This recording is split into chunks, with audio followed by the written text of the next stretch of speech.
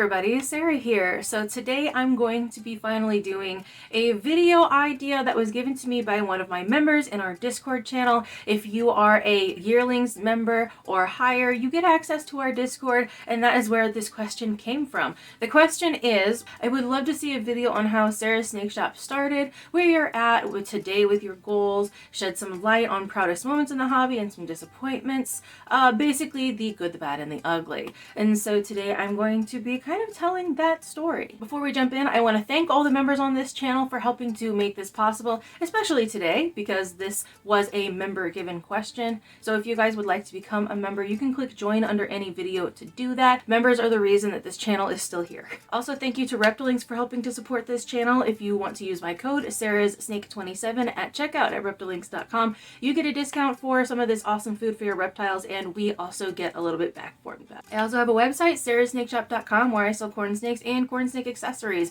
I am moving a lot of my snake sales away from this website currently. I'm going to be doing some big website overhauls here pretty soon, so if the website isn't working, please just check out my Morph Market. All of this stuff is linked down below. So I'm going to break this down into different pieces. How did Sarah's Snake Shop start? So I've always had snakes my entire life, ever since I was little. In fact, one of my earliest memories back when I was at least 3 years old, maybe even younger, I remember my dad catching a garter snake in the yard, bringing it in. He had a 10-gallon tank just in the basement. We were just going to keep it for a few days just to kind of, he wanted to just introduce me to snakes and reptiles. Like, I had already seen snakes and been around snakes because my grandma, his mom, had a huge boa constrictor. I have pictures of me in the crib with this boa constrictor. I'll see if I can find those and put them here. Do not roast my parents or grandparents in the comments. Everything was perfectly safe. So, of course, my dad's like, hey, you know, for a couple of days, Sarah can have her own snake and this will be really cool for her. And I just had this snake for the night.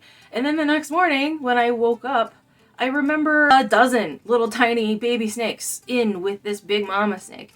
And of course it's because this was a pregnant garter snake about to give birth, and she felt comfortable, I guess, giving birth in this 10-gallon tank that I had in my bedroom. This was also the first day that I had to deal with death of a baby snake and a problem. One of them had been born with some issues, and of course we had to humanely euthanize it. But just learning these early lessons early on, this really was a fundamental memory for me. And I always had all these different kind of pets. I had lizards, I had salamanders, I had fish, all this stuff growing up. I pretty much grew up on a farm. Then when I turned 18, I decided to work in a pet store. This was like my dream since I was a little kid because obviously I love animals. And right around the time that I got the job there, we got this group of corn snakes in that I just felt drawn to. There was one in particular that was way more red than all the other ones. They were all normals, or what you would consider to be a normal, but there was one that was just different for me, and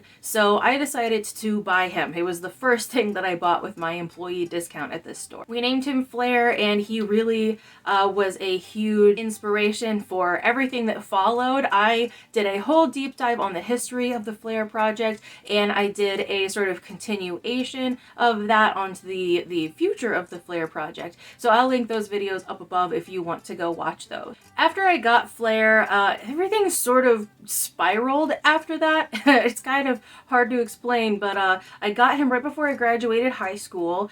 And at my high school graduation party, my dad's friend gave me another corn snake as a graduation gift. It was really mean. And so they're like, we don't want to deal with this, but Sarah also has a snake, and so we're just going to give this to her. And so I had snake number 2 pretty much immediately. Of course, then working at the pet store, we would often have people come in and surrender their animals. Unfortunately, when you work in a pet store, if you've ever worked in a pet store, if you've ever worked with animals, this is unfortunately common, where people have a pet, they think they want it, and then it turns out, you know, either the kid lost interest or they lost interest or whatever happened. And so they would kind of just dump their animals. And so anytime someone was dumping a corn snake, that corn snake kind of got dumped on me. I wasn't complaining about it though. I really enjoyed corn snakes. I never really intended to breed them, but one day I just sort of woke up to a clutch of eggs. Turns out a few weeks later, a different female-headed clutch of eggs. And so in my first year in 2011, sort of accidentally breeding, I ended up with 2 clutches. So that's sort of the beginning history of how all this happened. I'm probably not going to go through every single year.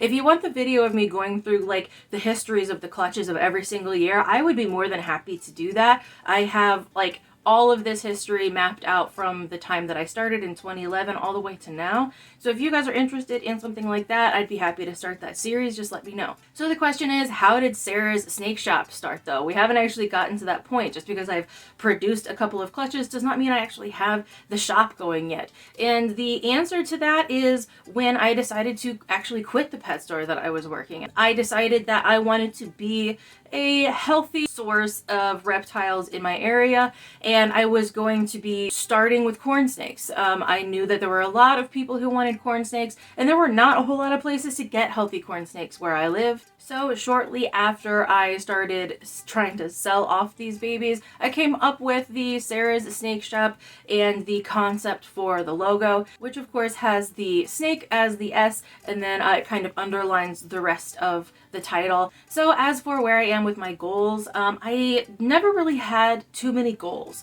As far as I just really enjoy doing this. I enjoy bringing joy to other people. I enjoy having the snakes. I enjoy the genetics. And I've always this is just what I love to do. This is just what I love to do. The goal was just have a hobby that I could do for the rest of my life if that's what I want, that is going to bring me and people around me fulfillment. And it really, really has. Like, that's just always what I've wanted, and so that's what I've been doing. I have accomplished that goal. But as far as when I started making actual breeding goals, that didn't really start happening until like 2016. In 2016, that's when I got a big chunk of the golden project that I am still working on today. We have like 3 or 4 breedings done now, so crossing fingers we actually get visuals this year. And of course, I have not completed that goal yet because we don't have it yet. So then I had, of course, other goals, and I'm probably not going to go over every single goal that I have because that's just breeding projects in general. I never really had any other like set goals, and so I guess I don't really have much to say about that. The next section of this is shed some light on some of your proudest moments in the hobby. And there's a few. I mean, I've published 2 books so far that are both more on the history of corn snakes. That's kind of my thing. Morphs are really my thing, and the history of morphs is really interesting to me. Typically, I would have this available on my website, but by the time that this video comes out, there's a good chance my website will not be working. Like I said, we're going to be doing some major website overhauls in the next coming months. So if you are interested in purchasing a book, just shoot me an email down below, sarahssnakeshop@gmail.com, and I will personally get that order going for you so we can get you that ebook. I would say that another thing I'm really proud of in this hobby is the amount of trust that people have for me to take care of their projects. I know that sounds kind of strange, but the fact that Joe Pierce sent me this whole chunk of golden, and het golden stuff. I don't have any visual goldens, don't get too excited. But all of this possible het and het golden stuff, I don't want to say it was $0 because I did pay some money for them. Just the fact that he trusted me with such a huge and important chunk of this project, that really meant a lot. And when I recently got the Odd project from Mo Righty, they were so gracious, and I just was so happy they trusted me enough to send these to me for, again, I paid money for all of this stuff, but so generous on their end. I don't know how to explain it. With the Weirdo project, Ryan Farrell sent me a weirdo for, once again, basically no money, just to say, hey, I trust you to take care of this project. And literally anytime someone contacts me and is like, I trust you with this project, take a piece of it and work with it. That is such a huge proud moment for me because listen, I'm a suburban housewife who has snakes and a YouTube channel, and I do pride myself on my genetics and the health of my animals and the information that I give to you guys and the information that I accumulate for myself that eventually kind of gets out to you guys anyway, whether it's through videos or books. And so I guess I'm just really, I think my proudest thing is just that we're all here doing this right now, and that's amazing. Disappointments I've faced is the next question. I would say I haven't had too many disappointments. The biggest disappointments have usually been a breakdown in relationships with other people in the hobby. A lot of you have known about like kind of drama and stuff that's gone on in the past with me. I'm not going to get into it here, but there have been a few times when one or two people in particular have really wanted me out of the hobby, or at least it seemed that way, and I really was going to let them. I was going to let them push me out of this hobby. But I really appreciate all of my close friends. I gotta shout out Sky Pony here, Sky Pony Reptiles, and honestly, she is an emotional rock for so many women in this hobby. She's amazing. If she ever has anything for sale, I highly recommend buying from her. The next part of this question is, it would be interesting to get the inside scoop on what you have gone through to become a corn snake breeder in this hobby. Hard for me to compare what I've gone through with what anybody else may have gone through. It is kind of difficult to be a woman in the hobby. Like, you really have to just not care what people think or say about you to be a successful woman in this hobby.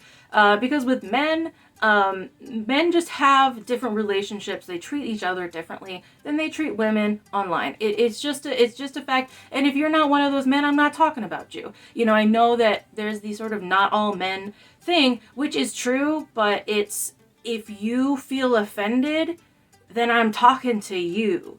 And if you don't feel offended, then I'm not talking to you. But if you're offended and you feel like you have to stand up and say, oh, well, it's not all men who are treating women this way, I mean, there's a good chance that you're a part of the problem.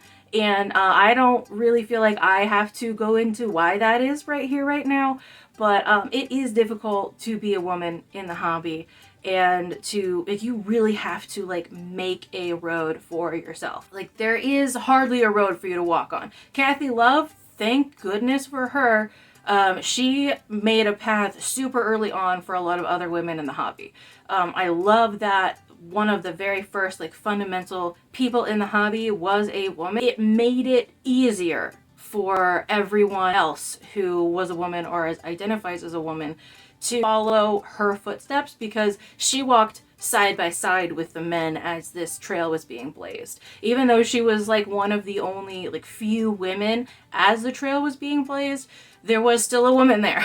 And so that really helped. And so again, thank Kathy Love for all of that. She's such an amazing person to have helped other women in this hobby. As far as like what I have gone through, it's mostly just dealing with doubt. A lot of people doubt that a woman, especially someone like me, who at the time when I first started breeding corn snakes, I was a teenager, I was like 19 or 20. It's really hard for people to get over their doubt that you can do it, especially when it's such a male-dominated hobby. But again, that kind of goes into you kind of just have to not care what they think. Like, you have to not care if they doubt you. Now, not caring what people think in that way doesn't mean that you completely ignore all criticism. It is important to take criticism into account or like into consideration, but it's not always a reflection on you as a person. And if they're attacking you as a person, probably they just don't like you, and that's their problem. Here's my story on my good, bad, and ugly. I hope that you enjoyed it. I know it was kind of long,